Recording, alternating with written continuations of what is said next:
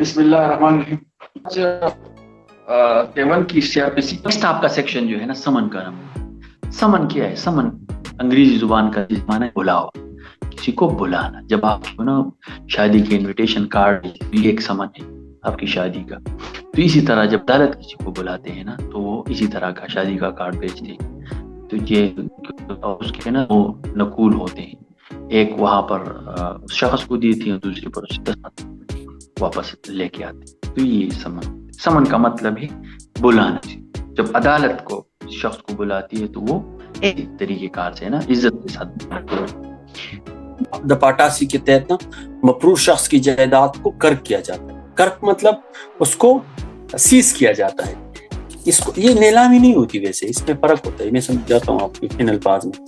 اس کی جائیداد جتنی بھی ہے نا اس کو سیز کیا جاتا ہے، اور وہ تب تک سیز رہے گی جب تک وہ شخص واپس نہ آ جائے. پھر اس کے آگے ٹائم میں سمجھاتا ہوں ون بائی ون. دپا87 کے تحت اگر ایک عدالت نے اشتہار جاری کیا ہے، 30 دن کے اندر وہ شخص نہیں آیا، تو اس شخص کی جو جائیداد منقولہ اور غیر منقولہ جو اس کی ملکیت ہو وہ کرک ہو جائے گی. کرک کا مطلب سیز ہو جائے گی. جو اس ڈسٹرکٹ میں ہو، یعنی عمران کی ڈسٹرکٹ کو ہم لے لیتے ہیں. عمران کی ڈسٹرکٹ نوشہرہ میں ایک شخص ہے اور وہ مفرور ہو گئے، تو ڈسٹرکٹ سیشن جج نے آرڈر کر دی کہ جس کی جائیداد کو کرک کر دے. تو ابھی جو پشاور میں اس شخص کی جائیداد ہے نا وہ تب تک کرک نہیں کی جائے گی جب تک پشاور کا ڈسٹرکٹ اینڈ سیشن جج اس جائیداد کی تصدیق نہ کر دے. یہ جو دوسری ضمن میں لکھا ہے نا، یہ اس کا یہی میننگ ہے کہ جس ڈسٹرکٹ نے کرکی کا آرڈر کیا، اس ڈسٹرکٹ کے اس آرڈر کے تحت اس ڈسٹرکٹ میں اس شخص کا جائیداد منقولہ اور غیر منقولہ کرک ہو جائے گا. لیکن اگر کسی دوسری ڈسٹرکٹ میں اس کی جائیداد ہونا تو پھر اس ڈسٹرکٹ کے سیشن جج جب تک وہ تصدیق نہ کر دے کہ یہ شخص کی جائیداد ہے تب تک وہ کرک نہیں ہوگی. کیونکہ کیا پتا ابھی پشاور میں کسی اور کا پلازا ہے اور آپ اس کو کرک کر دے تو پھر وہ تو مسئلہ ہے. تو وہ پھر پہلے وہ ڈسٹرکٹ کا سیشن جج اس کی تصدیق کرے گا کہ آیا یہ اس شخص کی ہے یا نہیں.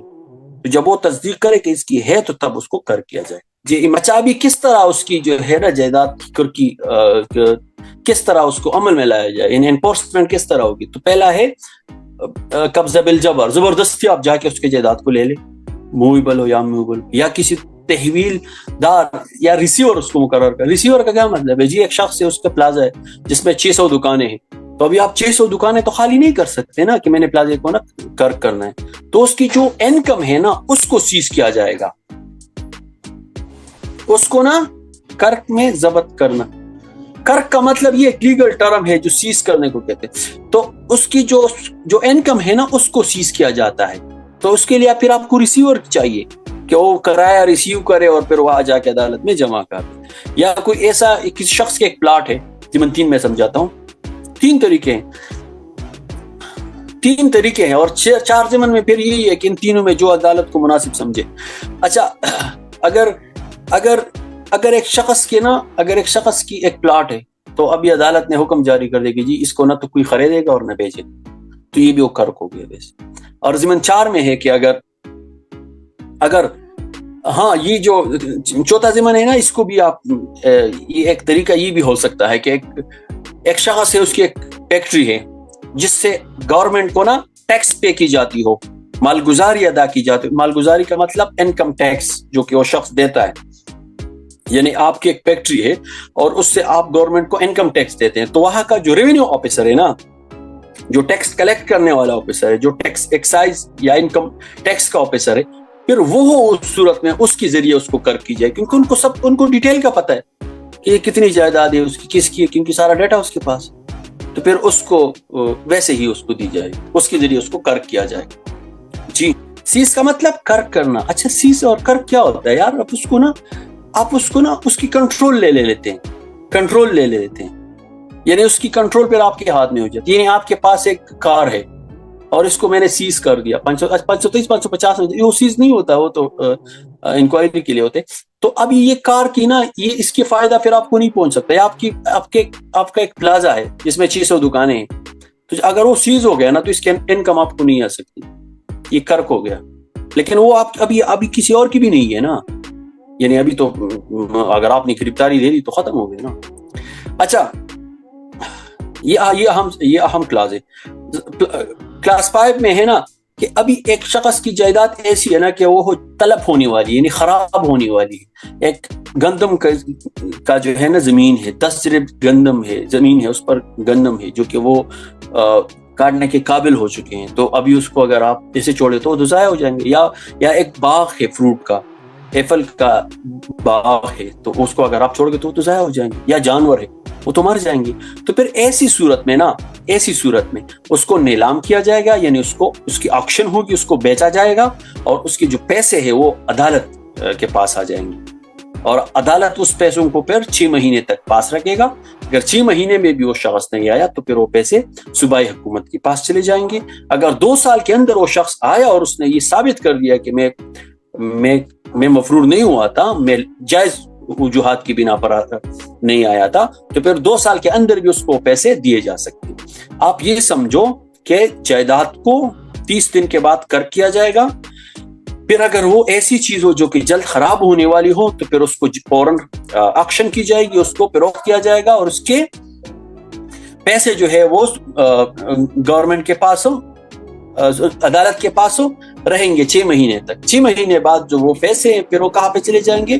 फिर वो चले जाएंगे सूबाई गवर्नमेंट के पास। और सूबाई गवर्नमेंट के पास कितने टाइम तक रहेंगे? 2 साल तक। 2 साल बाद अगर वो शख्स 2 साल के अंदर भी आया तो फिर उसको वो पैसे वो प्रॉपर्टी के जो पैसे वो चीजें वो वापस की जाएंगी। अगर 2 साल में नहीं आया तो फिर वो बढ़ गया। अच्छा, ज़िमन ची में क्या है?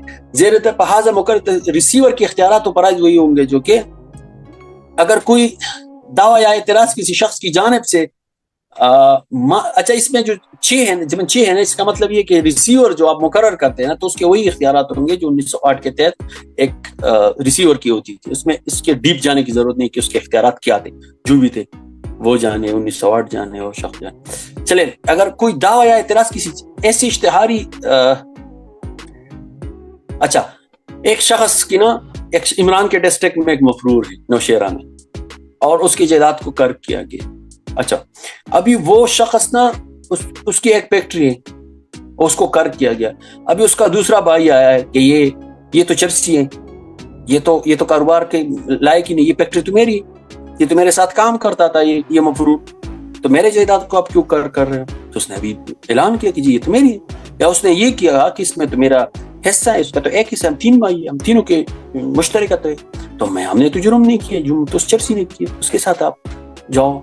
तो फिर उस शख्स ने भी दावा किया, तो ये दावा ना उस अदालत में जमा किया जाएगा जिस अदालत ने उसकी कर्की का हुक्म दिया हो। अगर दूसरे डिस्ट्रिक्ट में था, अभी आप आ जाए, अभी थोड़ा आप अपने जहन पे जोर दे दे, जो मैंने स्टार्ट में कहा था, ज़िमन 2 में कहा था कि अगर पेशावर में उस शख्स की, जो इमरान के डिस्ट्रिक्ट का मफरूर है ना नौशेरा की, उसकी जायदाद पेशावर में है, तो उसको तब कर किया जाएगा जब वहां का डिस्ट्रिक्ट एंड सेशन जज कहे कि उसकी जायदाद है।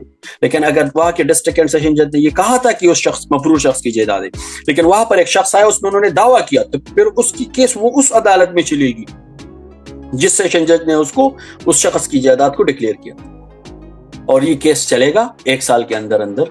और इसकी जो फैसला आ जाए उसको चैलेंज किया जा सकता है दोबारा। अगर उस शख्स के खिलाफ फैसला है तो दोबारा चैलेंज कर सकता है, लेकिन अगर दूसरी बार उसके खिलाफ फैसला आ जाए तो फाइनल होगा, फिर वो तीसरी कोर्ट में नहीं जा सकता।